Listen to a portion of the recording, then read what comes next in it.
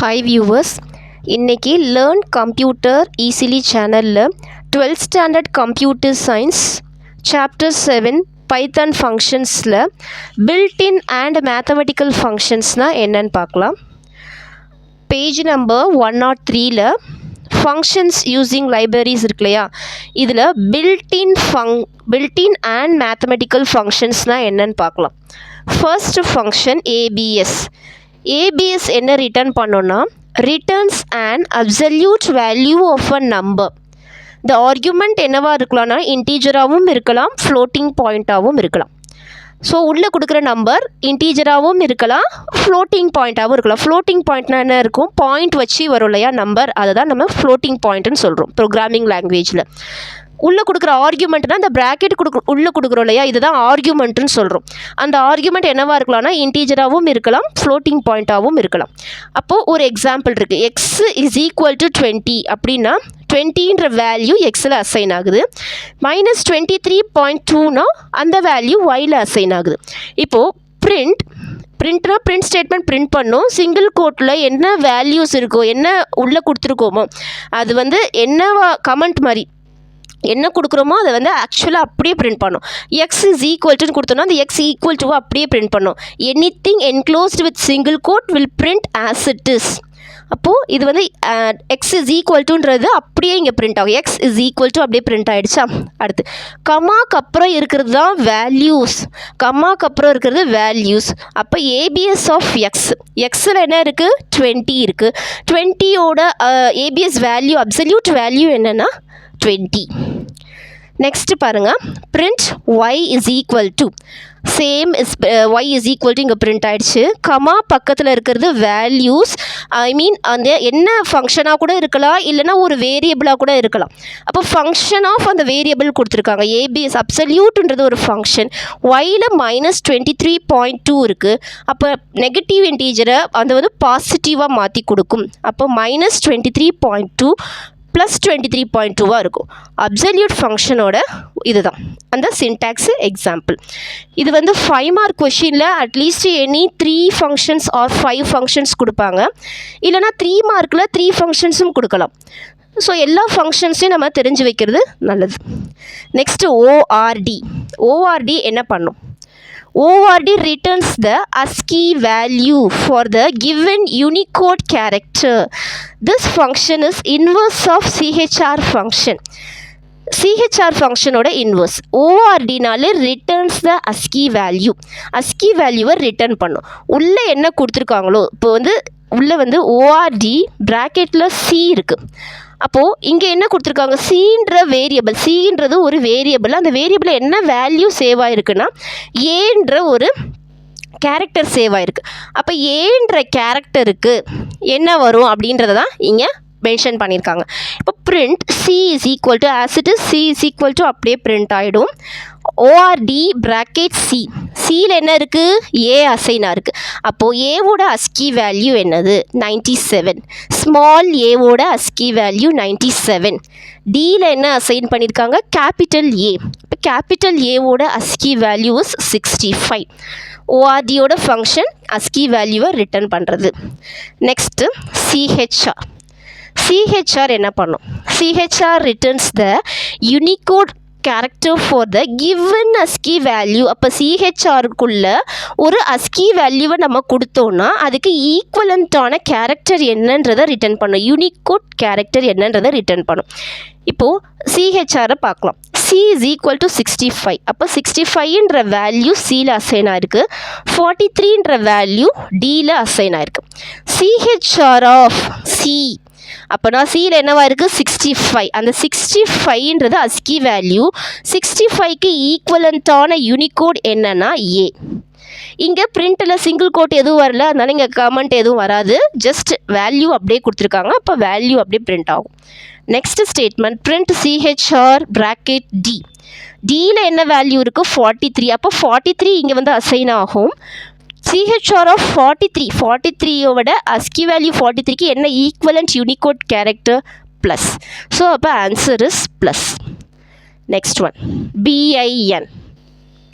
BIN என்ன பண்ணும், it returns a binary string prefixed with 0b for the given integer. அப்போனா பிஐஎன்னு function வந்தாலே அதோடைய ஆன்சரில் என்ன ப்ரிஃபிக்ஸ் ஆகிருக்குன்னா 0b ப்ரிஃபிக்ஸ் ஆகிருக்கணும். என்ன இன்டீஜர் கொடுத்துருக்காங்களோ அதுக்கு பைனரி வேல்யூ கண்டுபிடிக்கணும். இப்போ எக்ஸில் வந்து என்ன வேல்யூ அசைன் ஆகிருக்கு 15, ஒயில் என்ன வேல்யூ அசைன் ஆகிருக்கு 101. print 15 in binary. இப்போ பைனரின்ற 15 in binary சிங்கிள் கோட்குள்ளே இருக்குது, அதனால் அது அப்படியே பிரிண்ட் ஆகணும் இன்க்ளூடிங் கோலனோடு. கமாக்கு அப்புறம் என்ன கொடுத்துருக்காங்களோ அதோடைய வேல்யூஸ் பின் ஆஃப் எக்ஸ், எக்ஸில் என்ன இருக்குது 15. அப்போ 15ஓட ஈக்குவலன்ட் பைனரி நம்பர் என்னன்றதை எழுதணும். So 1111 is the equivalent binary number for 15. Suppose binary number decimal நம்பரை எப்படி பைனரி நம்பராக கன்வெர்ட் பண்ணணுன்ற ரெஃபரன்ஸ் வேணும்னா நம்ம சேனலில் இருக்க வீடியோஸ் போய் பாருங்கள், அதில் நான் கொடுத்துருக்கேன். Next print 101 in binary. Same double quotes single கோட்குள்ளே என்ன இருக்கோ அது அப்படியே பிரிண்ட் ஆகணும். Bin of y, y of 101. 101 it should be prefixed with 0b. 101க்கு என்ன பைனரி நம்பரோ அந்த நம்பரை இங்கே எழுதணும். This is the answer. Next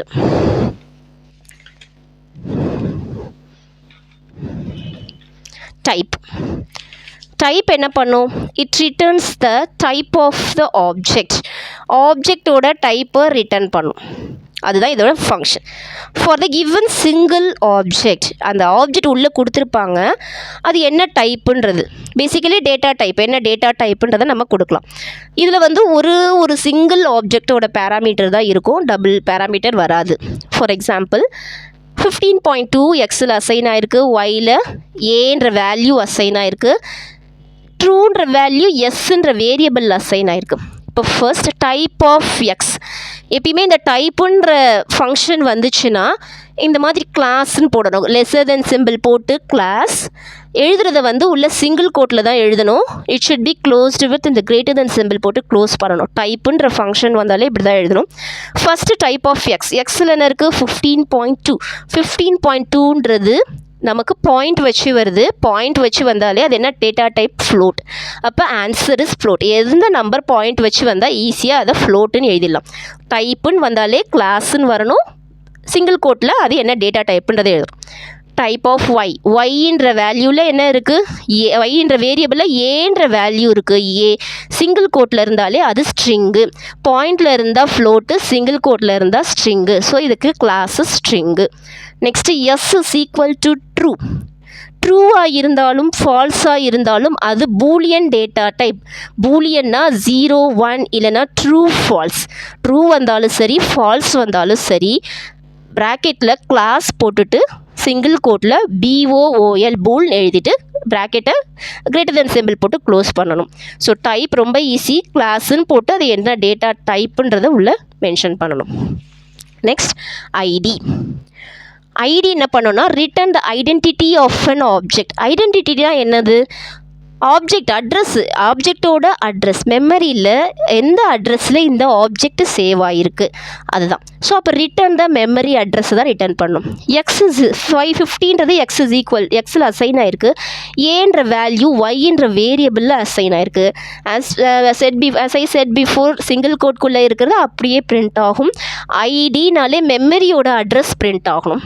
ப்ராக்கெட்டில் எக்ஸ், மெமரியோட அட்ரஸ் நமக்கு என்ன வேணாலும் ஒரு series of sequence of 9 digits இல்லைனா 8 டிஜிட்ஸ் போடலாம். ஸோ நீங்கள் மெமரி அட்ரஸ் இந்த நம்பர் தான் போடணும்னு அவசியம் இல்லை. ஒரு 1 5 6 8 4 7 உங்களோட இஷ்டம், என்ன நம்பர் வேணாலும் போடலாம். பட் ஒரு 9 டிஜிட்ஸ் இல்லை ஒரு 8 டிஜிட்ஸாவது கொடுக்கணும். அடுத்தது character, y is equal to a. Character single character இருந்தாலும் அதுக்கு சைஸ் வந்து ஒரு 2 டிஜிட்ஸ் கம்மியாக கொடுக்கலாம். பட் இதில் என்ன நம்பர் வேணாலும் மென்ஷன் பண்ணலாம், மெமரி அட்ரஸ் தான். ஸோ என்ன டிஜிட்ஸ் வேணாலும் இதில் கொடுக்கலாம். பட் ஸ்ட்ரிங்குக்கு வந்து அதாவது ஸ்ட்ரிங்காக இருந்தாலும் கேரக்டராக இருந்தாலும் ஒரு 2 டிஜிட் கம்மியாக, நம்பராக இருந்தால் ஒரு 2 டிஜிட் அதிகமாக கொடுக்கலாம். அடுத்தது மின். ஸோ மின்னுனால என்னது? Returns the minimum value in a list. So லிஸ்ட்லேயே மினிமம் வேல்யூ என்னன்றதை ரிட்டர்ன் பண்ணுறது தான் மின்னோட வேலை. ஸோ மின் ப்ராக்கெட் லிஸ்ட். நம்ம லிஸ்ட்டில் இங்கே என்ன நம்பர் கொடுத்துருக்கோம்? 21 76 98 23. இந்த வேல்யூலாம் மென்ஷன் பண்ணியிருக்கோம். பிரிண்ட் மினிமம் ஆஃப் மை லிஸ்ட்ன்றது comment, minimum of my list. Function min my லிஸ்ட்னா அந்த வேல்யூவே எந்த வேரியபிள் அது சேவ் ஆகிருக்கு, மை லிஸ்ட்ன்ற வேரியபிளில் சேவ் ஆகிருக்கு. அப்போ இந்த சீக்வன்ஸ் ஆஃப் நம்பரில் எது மினிமம் நம்பரோ அது இந்த வேல்யூ ரிட்டர்ன் பண்ணும். நெக்ஸ்ட்டு மேக்ஸ்ன்றது மேக்ஸிமம் வேல்யூவை ரிட்டர்ன் பண்ணும். இதே மாதிரி தான் மின் என்ன பண்ணும், மினிமம் வேல்யூ ரிட்டர்ன் பண்ணும். மேக்ஸ்ன்றது அந்த லிஸ்ட்லேயே எது மேக்ஸிமமோ அந்த மேக்ஸிமம் நம்பரை ரிட்டர்ன் பண்ணும். சம்னா என்ன பண்ணுன்னா it return the sum of the values, டோட்டலை ரிட்டர்ன் பண்ணும். எல்லாத்தையுமே ஆட் பண்ணும். 21 + 76 + 98 + 23 அதோடைய ஆன்சர் என்னவோ அது ரிட்டர்ன் பண்ணும். ஸோ கமெண்ட்டில் இருக்கிறது as usual sum of my list வந்துருச்சு. சம் ப்ராக்கெட் மை லிஸ்ட்னா அதோடைய ஆன்சர்ஸ், டோட்டல் நம்பர் எவ்வளோ டோட்டல் வருதோ அந்த டோட்டலில் இங்கே மென்ஷன் பண்ணணும். அடுத்தது ஃபார்மேட் ரொம்ப முக்கியம். It returns output based on the given format. Specification கொடுத்துருப்பாங்களே உள்ள என்ன ஃபார்மேட் இருக்கோ அந்த ஃபார்மேட்டுக்கு ஏற்ற மாதிரி தான் நம்ம அவுட்புட்டை கொடுக்கணும். இப்போ பினா பைனரி நம்பராக இருக்கணும், ஓனா ஆக்டல் நம்பராக இருக்கணும், எஃப்னா ஃபிக்ஸ்டு பாயிண்ட் நம்பராக இருக்கணும். ஐ மீன் டெசிமல் நம்பரே கொஞ்சம் பெருசாக வரணும். ஸோ என்ன ஃபார்மேட் கொடுத்துருக்காங்களோ அதுக்கு ஏற்ற மாதிரி தான் நம்ம ரிட்டர்ன் பண்ணணும். இப்போ பைனரி ஃபார்மேட்னா அவுட்புட் வந்து பேஸ் 2ல் இருக்கும். ஆக்டல் ஃபார்மேட்னா அவுட்புட் வந்து பேஸ் 8ல் இருக்கணும். அதே மாதிரி ஃபிக்ஸ்டு பாயிண்ட்னா டிஸ்பிளே த நம்பர் இந்த ஃபிக்ஸ்டு பாயிண்ட் நம்பராக இருக்கணும். அது ப்ரெசிஷன் வந்து ஒரு 16 டிஜிட்ஸ் அதுக்குள்ளே இருக்கலாம். பாயிண்ட்டுக்கு அப்புறம் மொத்தமாக இன்டீஜரும் ஃப்ராக்ஷன் பாயிண்ட்டும் சேர்த்து 16 நம்பர்ஸ் இருக்கலாம். ஃபர்ஸ்ட் எக்ஸுன்ற 14ன்ற வேல்யூ வந்து எக்ஸில் சேவ் ஆகிருக்கு, 25ன்ற வேல்யூ ஒயில் சேவ் ஆகிருக்கு. இப்போ எக்ஸ் value in binary format function ஃபார்மேட்டுன்றது எக்ஸுன்றது 14 சேவ் ஆகிருக்கு, பின்றது binary, b for binary. So binary equivalent of 14 என்னவோ அது இங்கே ரிட்டர்ன் பண்ணணும். ஓகே, நெக்ஸ்ட் ஃபார்மேட் ஒயில் 25 அசைன் ஆகிருக்கு. ஆக்டல் ஓ ஃபார் ஆக்டல்னா 0, ஐ மீன் ஆக்டல் ஓன் இருக்கு இல்லையா, ஓ ஃபார் ஆக்டல். அந்த ஆக்டல் நம்பரை எப்படி எழுதணும்னா 8ஆல் எல்சிஎம் பண்ணணும். இப்போ இங்கே என்ன நம்பர் இருக்குது, 25 இருக்குது. 25 வந்து 8ஆல் எல்சிஎம் பண்ணால் என்ன வருமோ அந்த நம்பரை எழுதணும். அதுக்கு ரிமைண்டர் இப்போ நம்ம பைனரி நம்பரை எப்படி கன்வெர்ட் பண்ணால் எழுதுவோமோ அதே மாதிரியே எழுதணும். ஃபார் எக்ஸாம்பிள் நான் இப்போ ஒரு நோட்டில் போடுறேன். 25 நம்ம எப்படி ஆக்டலாக கன்வெர்ட் பண்ணணும். 25 பண்ணணும் ஆக்டலாக இருந்தால் எதில் பண்ணணும்னா 8ஆல் பண்ணணும். இப்போ 8ஆல் பண்ணால் 8 3s are 24. அப்போ ரிமைண்டர் என்ன 1. இதுக்கப்புறம் இந்த 8 டேபிள்ஸால் இதை பண்ண முடியாது. அப்போ இதை மட்டுமே எடுத்து எழுதணும். ஆக்டல் ஈக்குவலண்ட் ஆஃப் 25 என்னது 8. இதுதான் ஆன்சர். ஈக்குவலண்ட் ஆஃப் 25 ஆன்சர் என்னது 31. அப்படி தான் ஆக்டல் நம்பர் வருது. நெக்ஸ்ட்டு ஃபார்மேட் ஒய் கமா எஃப்ன்றது என்னது ஃபிக்ஸ்டு பாயிண்ட் நம்பர். இப்போ ஃபிக்ஸ்டு பாயிண்ட் நம்பர்னால் ஒயில் என்ன கொடுத்துருக்காங்க 25க்கு அப்புறம் எந்த ஃப்ராக்ஷனல் பார்ட்டில் எதுவுமே இல்லை. ஸோ நம்ம கண்டினியூஸ் ஒரு 6 நம்பர்ஸ் போட்டுக்கலாம், ஜீரோஸ் போட்டுக்கலாம். அடுத்தது ரவுண்ட் ஃபங்க்ஷன் என்ன பண்ணோன்னா it returns the nearest integer to it's input. அந்த ரவுண்ட் ஆஃப் வேல்யூனா நியரஸ்ட் இன்டீஜர் கொடுப்பாங்க. இப்போ 17.9 இருக்கா, இப்போ 17.9னா 22.2 ஒயில் இருக்குது, -18.3 செட்டில் இருக்குது. ரவுண்ட் ஆஃப் எக்ஸ்னா இப்போ ரவுண்ட் நம்பர் நம்ம மேக்ஸில் ஆஸ் யூஷுவல் பண்ணுவோம் இல்லையா, பாயிண்ட்டுக்கு அப்புறம் 5 இருந்துச்சுன்னா அதை நம்ம ரவுண்ட் ஆஃப் பண்ணணும் இல்லையா, அதே மாதிரி தான். இப்போ 17.9க்கு என்ன ஆன்சர் வந்துச்சுன்னா 18. அதே மாதிரி ஒய்யோட வேல்யூ ரவுண்டட் டு 22, ஜெட்டோட வேல்யூ இஸ் ரவுண்டட் டு -18. இப்போது என்னோட வேல்யூ ஒன்று மென்ஷன் பண்ணியிருக்காங்க 17.89. ரவுண்ட் ஆஃப் n1, 0னா பாயிண்ட்டுக்கு அப்புறம் எனக்கு எந்த டிஜிட்ஸுமே வேணால் 0 டிஜிட்ஸ் தான் இருக்கணும்னா 18.0. இதை ரவுண்ட் ஆஃப் பண்ணால் 18. பாயிண்ட்டுக்கு அப்புறம் எந்த நம்பருமே வேண்டாம், 0னா இப்போ 0 மென்ஷன் பண்ணிடலாம். Next n1, 1. இப்போ 17 பாயிண்ட்டுக்கு அப்புறம் எனக்கு ஒரு டிஜிட் வேணும். அப்போ 17 அதை ரவுண்ட் ஆஃப் பண்ணால் 17.9. Next n1, 2.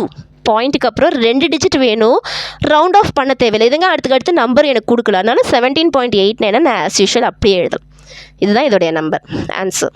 Next power function வந்து என்ன பண்ணணும்னா a into bனா a raised to the power of b.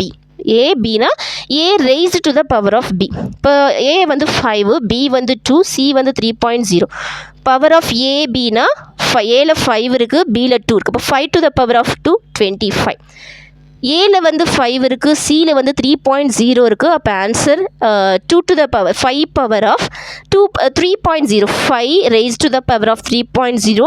Answer is 125.0. Next, a power of a plus b, 3. இப்போ a plus b என்னது ஏல 5 இருக்குது, பியில் 2 இருக்குது. அப்போ a plus b 7 raised to the power of 3. Answer is 343. இதுதான் இதோடைய answer. Next, mathematical functions. As I said before, floor function என்ன ரிட்டர்ன் பண்ணோன்னா largest integer less than or equal to x. math dot floor of x. இது ஒரு variable இருக்கணும், இதுதான் syntax. Example பாருங்கள், import max. எக்ஸில் வந்து 26.7 இருக்குது, ஒயில் -26.7 இருக்குது, ஜெட்டில் -23.7. ஃப்ளோரோட ஃபங்க்ஷன் என்ன பண்ணோன்னா பாசிட்டிவ் இன்டீஜராக இருந்தால் இன்டீஜர் பார்ட்டை மட்டும் எழுதும். நெகட்டிவாக இருந்துச்சுன்னா இன்டீஜர் பார்ட்டை ரவுண்ட் ஆஃப் பண்ணும். பாசிட்டிவாக இருந்தால் இன்டீஜர் பார்ட் 26 தான் இன்டீஜர் பார்ட், அதை அப்படியே ரிட்டர்ன் பண்ணும். நெகட்டிவாக இருந்தால் இன்டீஜர் பார்ட்டை ஒன்று இன்க்ரீஸ் பண்ணும், ஐ மீன் ரவுண்ட் ஆஃப் பண்ணி இன்க்ரீஸ் பண்ணும். இப்போ 1 இன்க்ரீஸ் பண்ணால் என்ன வரும்? 27. நெகட்டிவாக இருக்குது, அப்போ 1 இன்க்ரீஸ் பண்ணும், 24. இதுதான் இதோடைய ஆன்சர். சீல் ஃபங்க்ஷன் இதை விட அப்படியே ரிவர்ஸ்ன்னு சொல்லலாம். சீல் என்ன பண்ணோன்னா பாசிட்டிவ் நம்பராக இருந்தால் இன்க்ரிமெண்ட் பண்ணும், நெகட்டிவ் நம்பராக இருந்தால் இன்டீஜர் பார்ட்டை அப்படியே எடுத்து எழுதும். இப்போ இது 26.7. அப்போ பாசிட்டிவ் இன்டீஜர் நம்பரை பாசிட்டிவாக இருந்துச்சுன்னா ஒன்று இன்க்ரிமெண்ட் பண்ணும் integer part. Integer part is 26, fractional part is 7. So integer பார்ட்டை ஒன்று இன்க்ரிமெண்ட் பண்ணால் 26 + 1 27. நெகட்டிவ் நம்பராக இருந்துச்சுன்னா ரவுண்ட் ஆஃபே தேவையில்லை, அப்படியே அந்த இன்டீஜர் பாயிண்ட்டுக்கு முன்னாடி இருக்க நம்பரை எடுத்து எழுதணும். இப்போ -26 நெகட்டிவ் நம்பர், எந்த இன்க்ரிமெண்ட்டும் தேவையில்லை, பாயிண்ட்டுக்கு முன்னாடி இருக்க நம்பர் 23, அதை எடுத்து எழுதணும். அடுத்தது ஸ்கொயர் ரூட். ஸ்கொயர் ரூட் என்ன பண்ணும்? Return the square root of x. இதோடைய syntax square root of x. X is a variable, it should be greater than 0. எப்பயுமே 0க்கு பெருசாக தான் இருக்கணும். இம்போர்ட் மேத் ஃபங்க்ஷனுக்கு எல்லாமே நம்ம என்ன லைப்ரரி ஃபைலை ஃபங்க்ஷனை இன்க்ளூட் பண்ணணும்னா இம்போர்ட் மேத்துன்ற அந்த ஒரு இன்போர்ட் வந்து இருக்கணும் பைத்தான் ஃபங்க்ஷன்ஸில். அப்படி இருந்தால் தான் இந்த ஃபங்க்ஷன்ஸ்லாம் பிரிண்ட் பண்ணும். அடுத்தது ஏல 30 அசைனாக இருக்குது, பியில் 49 அசைனாக இருக்குது, சியில் 25.5 அசைனாக இருக்குது. இப்போ ஸ்கொயர் ரூட் ஆஃப் ஏ, அப்போ ஏவோட ஸ்கொயர் ரூட் என்ன? 5.477225575 அப்படியே சீரியஸாக போகும். Max square root of b 49ஓட ஸ்கொயர் ரூட் என்ன? 7.0. மேத் ஸ்கொயர் ரூட் ஆஃப் சியோட ஸ்கொயர் ரூட் என்ன? 25.5. இப்போ அதோடைய ஸ்கொயர் ரூட் 5.0497524 அந்த சீரீஸ் போகும். அப் டு திஸ் இந்த ஃபங்க்ஷன்ஸ் ஓவர். தேங்க்யூ.